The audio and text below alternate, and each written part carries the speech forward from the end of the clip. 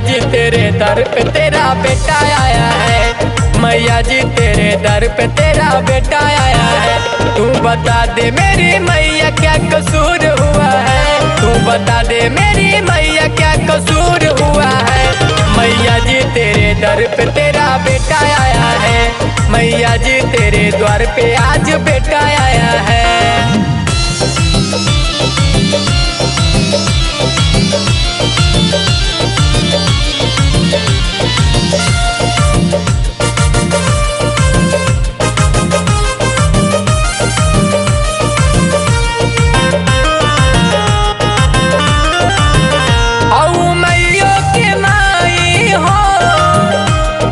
दुखियों के माई हो बिना तोहरा इशारा के डोले पतई न पाई हो।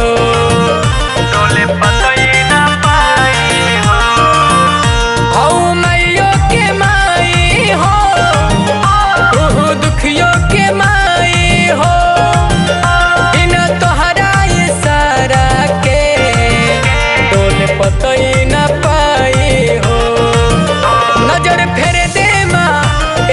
कर दे माँ। निर्धन सुनी सुनी मनवाई छोटा हुआ है। मैया जी तेरे दर पे तेरा बेटा आया है।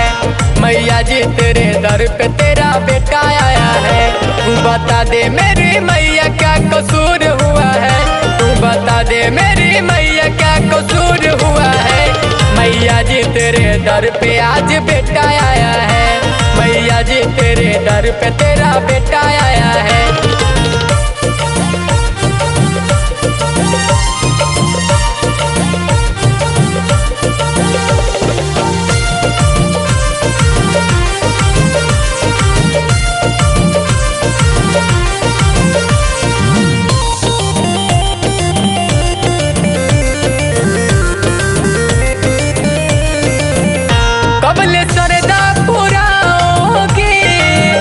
मैया मुझको रुलाओगी बेटा जख्मी मुँह के सवा के कबले कलम सजाओगी।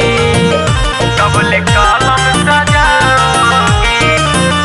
कबले सरदा पुराओगी मैया मुझको रुलाओगी बेटा जख्मी मुँह के सवा के कबले कलम सजाओगी। आकाश माने हैं माई को जाने हैं लेके चुनर जोड़े नारियल गुप्त सरा लाया है। मैया जी तेरे दर पे आज बेटा आया है। मैया जी तेरे दर पे आज बेटा आया है। तू बता दे मेरी मैया क्या कसूर हुआ है। तू बता दे मेरी मैया क्या कसूर हुआ है। मैया जी तेरे दर पे आज बेटा आया है। मैया जी तेरे दर पे आज बेटा